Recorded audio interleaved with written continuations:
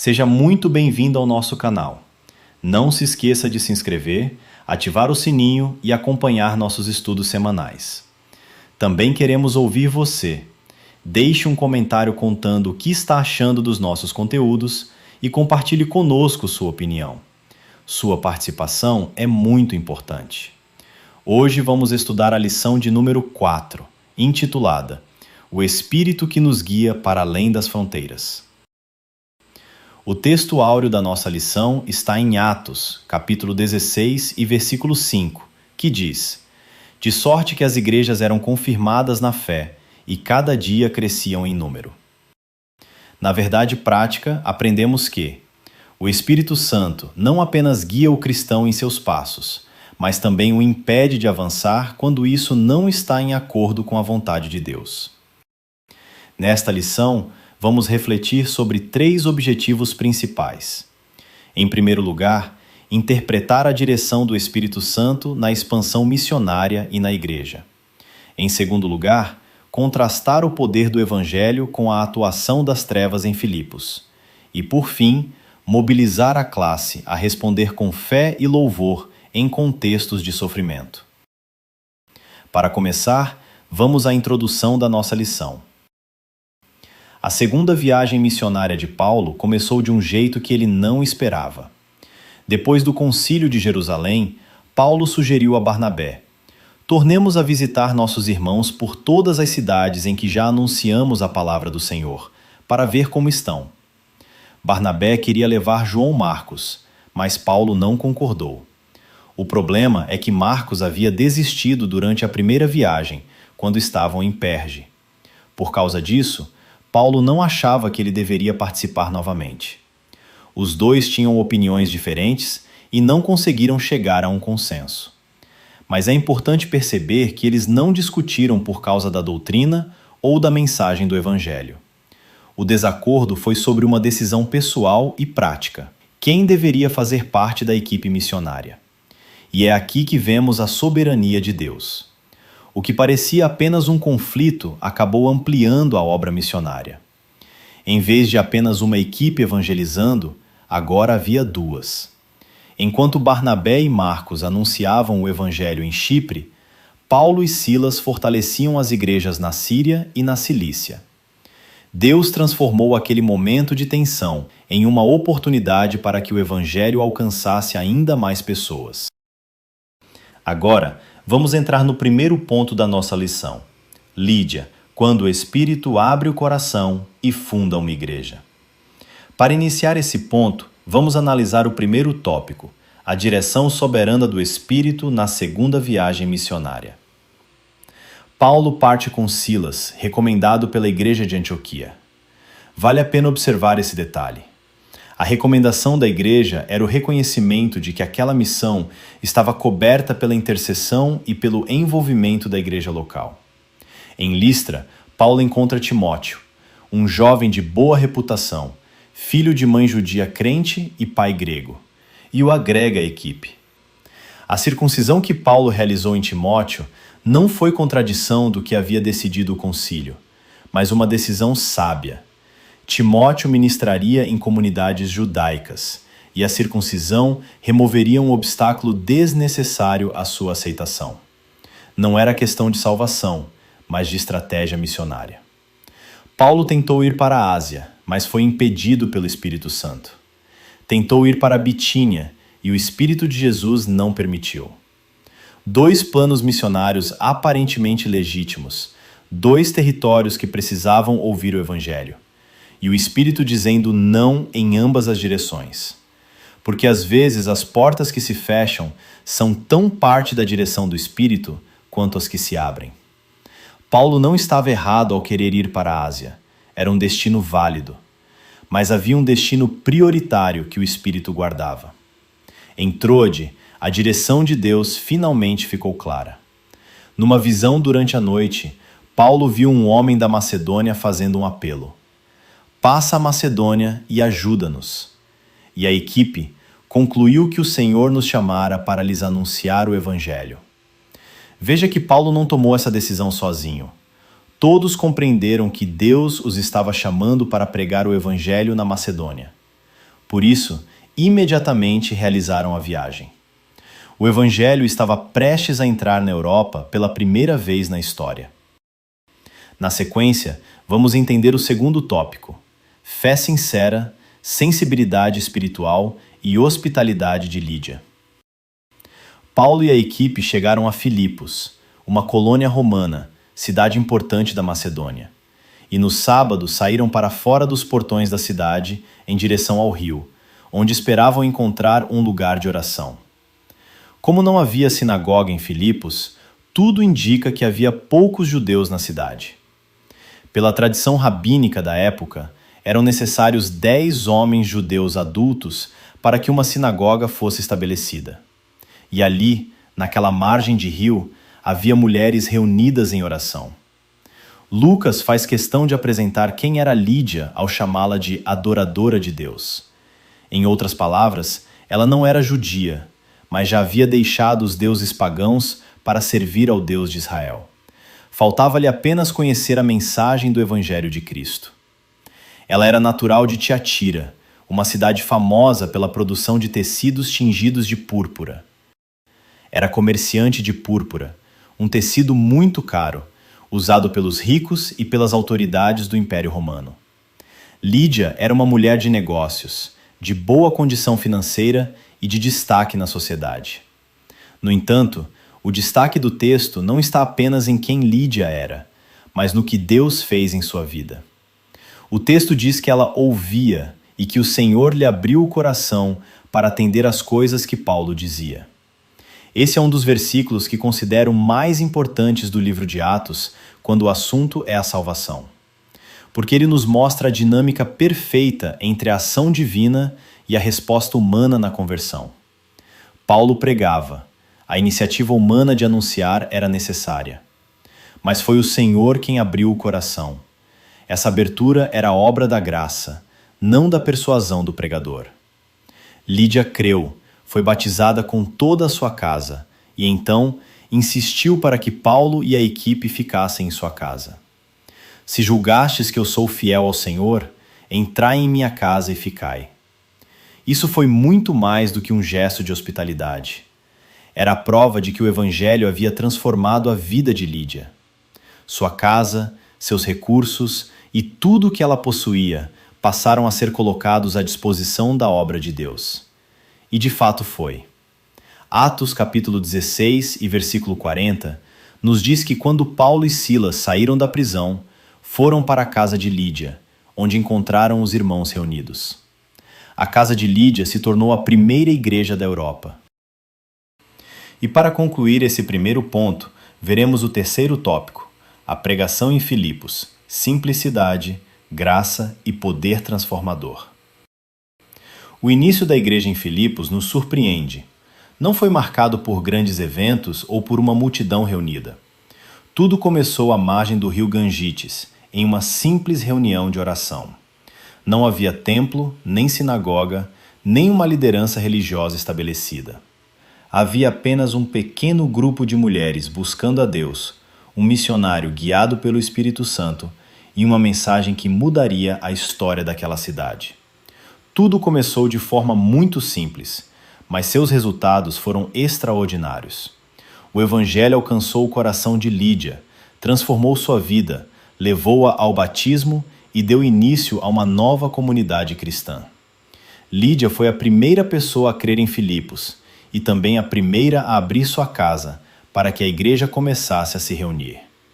Deus não precisa de grandes recursos para cumprir seus planos. Ele pode começar uma grande obra em lugares simples e com poucas pessoas. O que ele procura são corações abertos para receber sua graça e pessoas dispostas a obedecer e anunciar sua palavra. Uma simples conversa à beira de um rio pode se tornar o início de uma grande obra de Deus. Dando continuidade à nossa lição, vamos ao segundo ponto: a libertação da jovem possessa e o confronto com os poderes das trevas. Para começar esse novo ponto, vamos explorar o primeiro tópico: a expulsão de um espírito de adivinhação. Paulo e seus companheiros não pararam depois da conversão de Lídia. eles continuaram frequentando o lugar de oração em Filipos. Foi em um desses trajetos rotineiros que Deus abriu uma nova oportunidade para manifestar o seu poder. Uma jovem começou a segui-los e suas palavras, embora parecessem verdadeiras aos olhos de muitos, a fonte daquela mensagem era completamente diferente. Estes homens são servos do Deus Altíssimo, que vos anunciam o caminho da salvação. O texto registra que ela estava possuída por um espírito de adivinhação, do grego pneuma pitona. Essa expressão estava relacionada às práticas pagãs do mundo grego, especialmente ao oráculo de Delfos, onde se acreditava que a serpente Piton concedia poderes para revelar o futuro. Era uma prática explicitamente condenada nas Escrituras, como registra Deuteronômio capítulo 18 e versículos 9 ao 11. O que tornava aquela situação delicada era exatamente o fato de que o Espírito falava a verdade. Como os demônios que haviam reconhecido Jesus em Marcos capítulo 1 e versículo 24 e Lucas capítulo 1, versículo 41, e que foram igualmente expulsos por ele, aquele espírito imundo reconheceu a identidade dos missionários. Mas o testemunho de um espírito maligno sobre a verdade de Deus é uma deformação e não uma contribuição. A verdade do Evangelho não precisa ser validada pelo reino das trevas, e permitir que continuasse seria criar uma associação que comprometeria a mensagem. Por muitos dias, Paulo suportou aquilo. O texto diz, por muitos dias. Mas chegou o momento em que, perturbado no espírito, virou-se e ordenou: em nome de Jesus Cristo, mando que saias dela. E o espírito saiu naquele mesmo instante. Aquela libertação foi imediata, completa e pública. O Evangelho de Cristo não faz acordo com as trevas. A luz não negocia com as trevas, ela a expulsa. O nome de Jesus tem autoridade sobre todo o poder espiritual, e nenhuma força das trevas prevalece diante do seu poder. Agora, vamos avançar para o segundo tópico: a reação dos exploradores e a perseguição injusta. A libertação da jovem provocou uma reação imediata. Porém, os primeiros a se levantarem contra Paulo não foram os líderes religiosos nem as autoridades romanas, mas os senhores da jovem. A jovem havia sido, até aquele momento, uma fonte de renda para esses homens. O texto diz que ela dava grande lucro aos seus senhores com a adivinhação. Ela era um instrumento de exploração econômica disfarçado de um rito religioso. Os seus senhores não se importavam com ela como pessoa, importavam-se com o que ela rendia. E quando Paulo expulsou o espírito que gerava aquele lucro, o que eles perderam não foi uma funcionária, foi uma fonte de renda. A motivação para o que se seguiu, portanto, não era religiosa nem cívica, era financeira. Eles arrastaram Paulo e Silas à praça, diante dos magistrados, e as acusações foram feitas de maneira estratégica para sensibilizar as autoridades romanas. Segundo eles, os missionários estavam perturbando a cidade e ensinando costumes que não nos é lícito receber nem praticar, sendo romanos. Não falaram do prejuízo financeiro nem da libertação da jovem. Em vez disso, acusaram os missionários de ameaçar a ordem pública romana. A multidão se levantou contra Paulo e Silas. Os magistrados mandaram tirar suas roupas e açoitá-los em praça pública. E então os jogaram na prisão, com os pés presos no tronco. Esse episódio mostra como as pessoas podem reagir quando o Evangelho ameaça seus interesses financeiros. Não foi apenas uma resistência religiosa. Foi a reação de um sistema que lucrava com a escravidão, a exploração e o sofrimento das pessoas. A libertação da jovem não havia apenas libertado ela, havia desafiado uma estrutura inteira de poder que se sustentava sobre a miséria alheia. E, para fechar este ponto, vamos ao terceiro tópico, a falha da justiça humana. E de forma irônica, os próprios magistrados romanos fizeram exatamente aquilo que acusavam Paulo e Silas de fazer: violaram a lei. Porque Paulo e Silas eram cidadãos romanos, e a lei romana proibia expressamente que cidadãos romanos fossem açoitados publicamente sem julgamento. Era um direito fundamental, protegido por lei, que havia sido simplesmente ignorado sob a pressão da multidão e dos interesses econômicos dos senhores da jovem. Atos, capítulo 22, e versículos 25 ao 29, mostra como Paulo utilizaria essa cidadania em outra ocasião, desta vez prevenindo o açoitamento antes que acontecesse. Em Filipos, ele só reivindicou esse direito depois, o que gerou um grande constrangimento nos magistrados quando souberam do que haviam feito. A experiência de Paulo e Silas mostra, na prática, uma verdade que o Salmo de número 37 e versos 12 e 13 declara: O ímpio maquina contra o justo e range os dentes contra ele. O Senhor ri do ímpio, porque vê que está chegando o seu dia. A justiça humana é falha, pode ser comprada, pode ceder à pressão de multidões e pode ignorar direitos por conveniência política.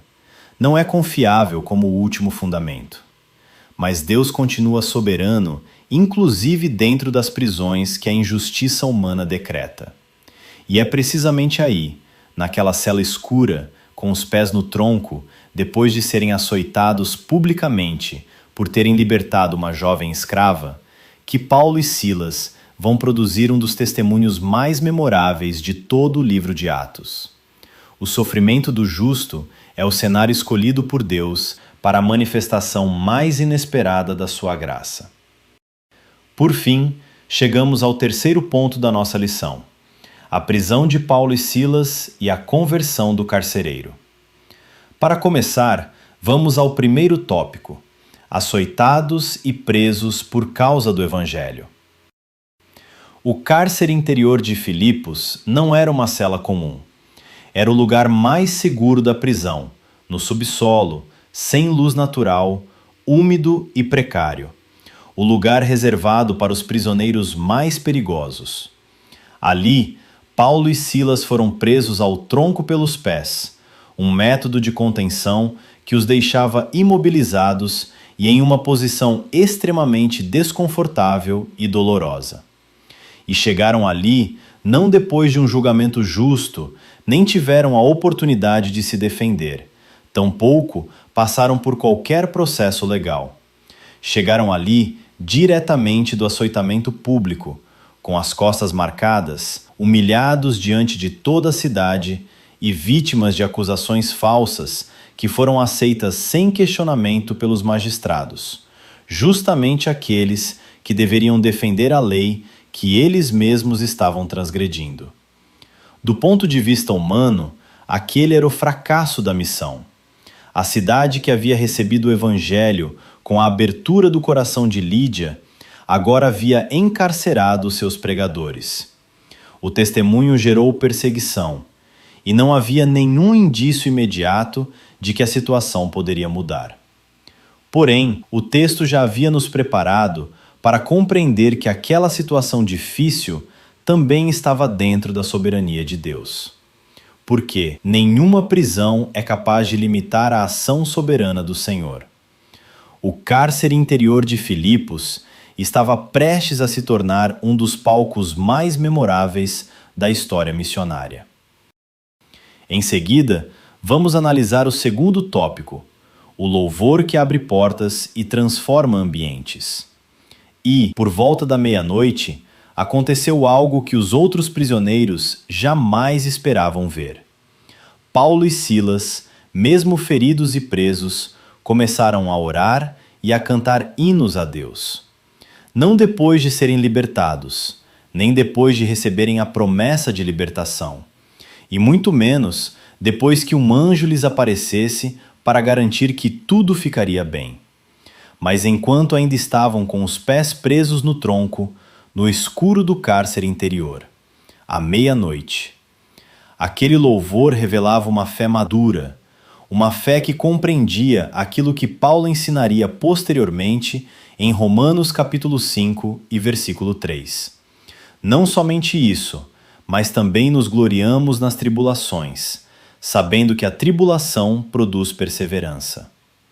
A mesma perspectiva aparece em Tiago capítulo 1 e versículo 2. Meus irmãos, tende grande alegria quando passardes por várias provações. Não se tratava de uma alegria superficial ou de negar o sofrimento. Era uma alegria profunda, sustentada pela confiança de que Deus estava no controle e permanecia sendo bom, mesmo em meio à adversidade. Os outros prisioneiros os ouviam. Aquele louvor de meia-noite não era silencioso, era audível, ressoava pelo cárcere, chegava aos ouvidos de pessoas que nunca haviam ouvido o Evangelho e que agora testemunhavam algo que não conseguiam explicar pela lógica humana. 2 homens açoitados e acorrentados que, em vez de lamentar, adoravam a Deus. E então Deus interveio, e a terra tremeu. Um terremoto aconteceu, mas não um terremoto comum. As portas da prisão se abriram e as correntes foram quebradas. Não era um simples acaso, mas uma intervenção divina. Mas o que mais impressiona naquele momento é que ninguém fugiu. Todos os prisioneiros ficaram. No momento em que as portas estavam abertas e as cadeias soltas, com a possibilidade concreta de fuga, ninguém se moveu. Porque havia algo naquela prisão que era mais poderoso do que o instinto da liberdade física.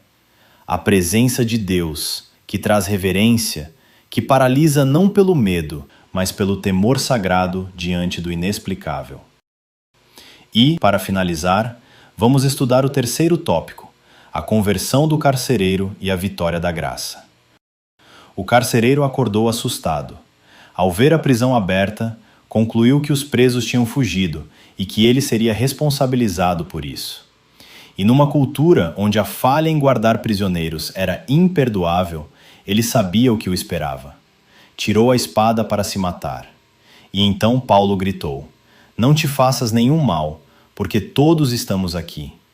Aquele grito é um dos momentos mais surpreendentes de Atos 16. Paulo, que havia sido injustamente preso, açoitado e humilhado por um sistema do qual este carcereiro era parte, Paulo salvou a vida deste homem. Não havia rancor, aproveitamento da situação para fugir, nem indiferença ao destino de quem havia sido, em algum nível ou de alguma forma, instrumento da sua prisão. Havia cuidado humano, que só pode ser explicado pelo amor que o Espírito Santo havia depositado no coração daquele pregador. O carcereiro pediu luz, entrou tremendo e caiu aos pés de Paulo e Silas. E então fez a pergunta: "Senhores, que devo fazer para ser salvo?" E a resposta foi a mais clara, a mais direta e a mais completa que o Evangelho oferece. "Crê no Senhor Jesus Cristo e serás salvo, tu e a tua casa."